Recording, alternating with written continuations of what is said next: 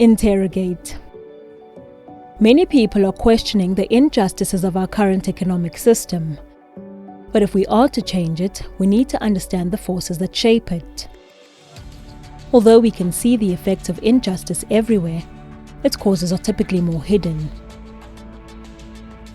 They're so deeply embedded in the way things are that they often get obscured or even completely invisibilized.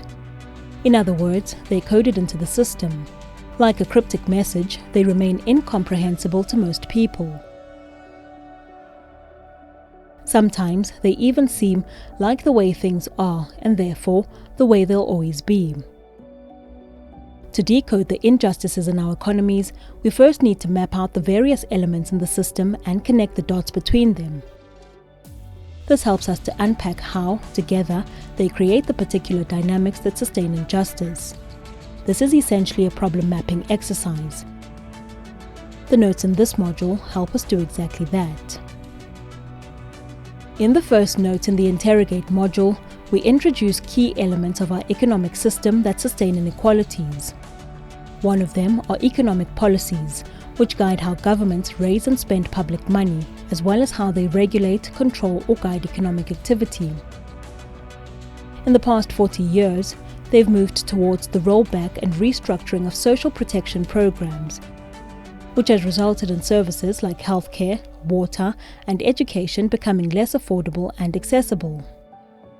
A human rights lens offers a particular perspective on these trends.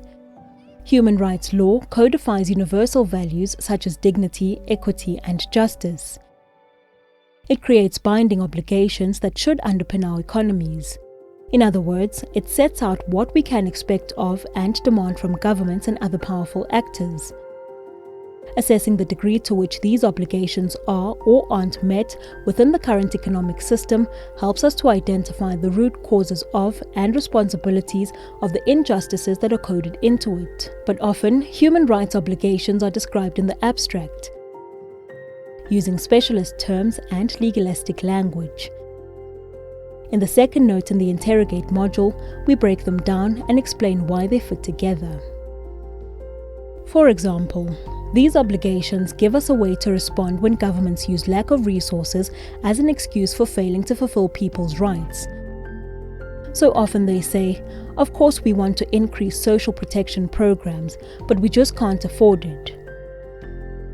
Under international law, the steps governments take to guarantee people's rights must use the maximum of the available resources. The obligation to dedicate maximum available resources to rights give us criteria to interrogate whether or not claims like these are really justified. But what resources are we talking about, and how are they expected to be maximized, and which ones are considered available?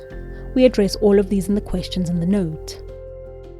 At the same time, bringing systems thinking into the way we assess whether or not governments and other powerful actors are complying with their human rights obligations offers a more rigorous way to look at the economy. In the third note in the Interrogate module, we introduce you to a framework for more systemic rights-based analysis called OPRA. The framework is called OPRA because it groups human rights obligations into 4 dimensions: outcomes, policy efforts, resources, and assessment. Outcomes looks at the problem from the perspective of people whose rights are affected by it. Policy efforts ask, how are the government's actions affecting the problem? Resources obviously dives deeper into how the use of resources is affecting the problem. Assessment draws conclusions about responsibility for the problem after taking into account the broader context.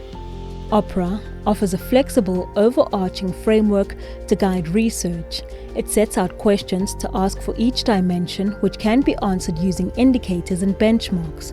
But which dimensions need more attention and which methods are most appropriate for illuminating them will depend on the local context and local constraints. In the fourth note in the Interrogate module, we introduce the concept of human rights indicators and benchmarks, 2 tools that can be used to measure specific human rights obligations. For example, percentage of the population living below the national poverty line is an outcome indicator that tells us something about the right to an adequate standard of living. Indicators help us frame our questions in more specific and measurable ways.